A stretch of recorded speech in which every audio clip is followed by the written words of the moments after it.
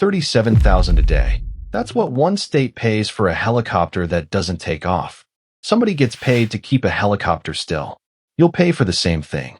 Here's your version of it. You buy one. It sits 355 days a year. Same machine. Same stillness. Opposite sign. Sounds bad. It's worse. Real numbers. Marked up. Because the strangest thing about a helicopter isn't the price. It's the meter. Hour one. The clock you can't stop. Every car you have ever owned bills you by the mile. A helicopter is the one vehicle that bills you by the year. Robinson builds the most common civil helicopter on Earth. And Robinson has a rule about them. At 2,200 hours, the machine comes apart. Not some of it. All of it. Not inspected. Not serviced. Taken apart down to the frame and rebuilt at the factory that made it. Robinson's own price list says what that costs. $391,000. On a helicopter, you could have bought used for about $500. That buys the engine, the blades, the gearbox, the fuel tanks, and a full repaint. You don't get a repaired helicopter back. You get a new one, which sounds almost fair until you read the second half of the rule. 2,200 hours, or 12 years. The manual spells it out. The 12-year job exists specifically for helicopters that flew less than the hours. Read it again. It's you. Flying less doesn't save you the bill. It lands exactly the same bill on a smaller number of hours.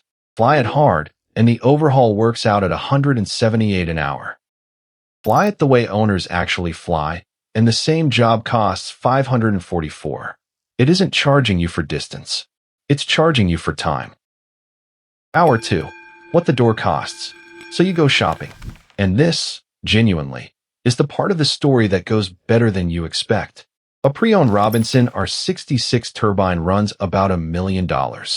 5 seats, 1 engine, and real range. Step up to an Airbus H125, and you're at $3.2 million for a used one. That's the same airframe that flies power lines and fire contracts. And unlike almost everything else you can buy at this price, a helicopter holds its value. New deliveries are running 18 to 36 months behind, so a used machine is the only one you can have now. 5 years on, a well-kept one still fetches 80 to 90% of what you paid for it. So the helicopter isn't a bad asset. That was never the problem. The problem is that you didn't buy an asset. You signed a service contract with a rotor bolted to it, and it has annual line items you don't negotiate. Hangar, insurance, a pilot if you're not flying it yourself. Hull cover on a turbine machine runs somewhere around 1% of what the aircraft is worth every year. A commercial helicopter pilot averages $131,000 a year. None of those numbers care whether you flew this year. Hour 3. The hour you actually buy? Now for the number every owner has ready at a dinner party. What 1 hour in the air costs him. Jet A is running $7.78 a gallon this month, and in our 66 drinks $23 an hour. So that's $179 of fuel an hour. Add the parts that every hour quietly eats, the reserves you put aside for them, and you land on $466. True, and not the price, because the hangar, the insurance, and the pilot were all spent before you ever walked out to pre-flight it. On an R66, that fixed pile comes to $112,500 a year. Divide that by the calendar, and your helicopter costs $308 a day simply to exist. Every day, including the ones you spend at your desk. Now spread it across the hours you fly. $325 a year puts you at $812 an hour. Fly half as much, and every hour gets more expensive. This is the inversion, and no brochure mentions it. Most private owners fly somewhere between 40 and 100 hours a year. Almost nobody clears 300, which puts the typical owner near $1,600 an hour. 3 times what he tells people at the party. And he isn't lying to them. He just never divided. So you do what every owner eventually does. You try to make it earn. Hour 4. Where the money actually is. There is a whole industry flying helicopters at a profit, and you have been watching it your entire life. Air ambulances, fire crews, power line patrols, offshore rigs. Not one of them sells you a ride. They sell something much stranger than a ride. They sell being ready. Here's a real one. Montana, 2025, one heavy helicopter hired for a fire season.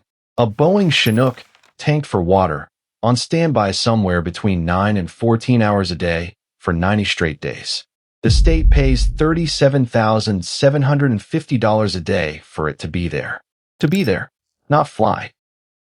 Flying is a separate line on the same page. $9,785 an hour on top. 90 days of standing still comes to $3.4 million before the rotor turns. The contract ceiling is $5.5 million, and the flying accounts for barely a third of it. Nobody here is paying for the flight. They're paying for the waiting. The same logic runs the helicopter you are most likely to actually meet. The one with a red cross on the tail. In 2023, Medicare was billed for 66,776 helicopter transports. Average charge, $38,900. Average Medicare actually paid $5,400. The flight itself might last 20 minutes. That bill was never for the 20 minutes. It's for the crew who sat in a ready room all night, in case you needed them. So you call a management company and ask how you get in on this.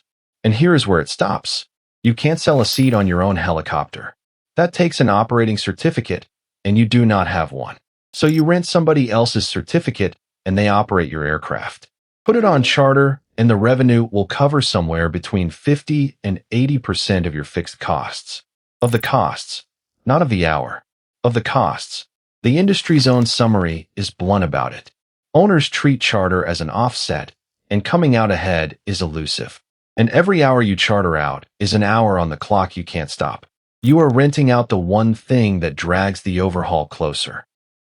Meanwhile, the tour business, the visible one, the one you have probably flown, turns out to be the small business here.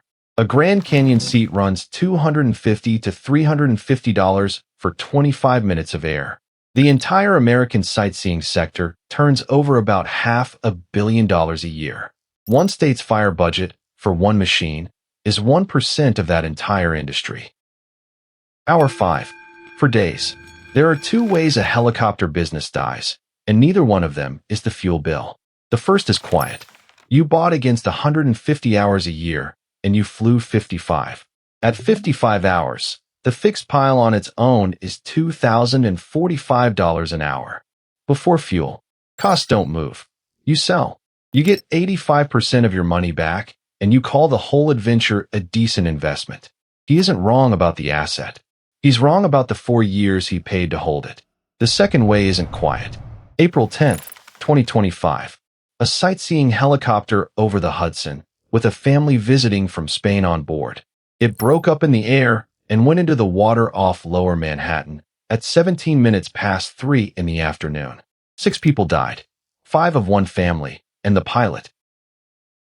The company had a fleet, a brand, a heliport slot, and decades of tourists queuing up to buy the ride. For days later, the FAA announced the operator was shutting down. Immediately, 96 hours, from a full order book to no company at all. The helicopters were fine. Every one of them still flew. What got destroyed wasn't an aircraft. It was a piece of paper saying you're allowed to sell the ride. In a business that sells readiness, the certificate is the business. And that $37,000 a day contract runs on the same piece of paper you never had. Hour 6. Why anyone does it anyway. If the arithmetic in this one landed for you, the like button is free and it genuinely does help. Because after all of that, people still buy these things. And they are not being stupid about it. A jet lands where there's a runway. A helicopter lands where you're going. Nobody buying one is shopping for flight hours. They are buying the drive at both ends, deleted. Nothing else sells that. Not at $1 million, and not at 3.2, which is why the numbers never had to work in the first place. It was never a transport purchase. Everything expensive about a helicopter is the waiting. Theirs gets billed. Yours gets bought. You're not buying a flight. You're buying the end of waiting. The whole machine. For numbers. If this is your kind of arithmetic, I ran the same numbers on a super yacht. And on a private jet, which turns out to be the cheap one. Both are on the channel. Real numbers, real sources. $37,000 a day to sit still. Yours does it for $308 and sends you the bill.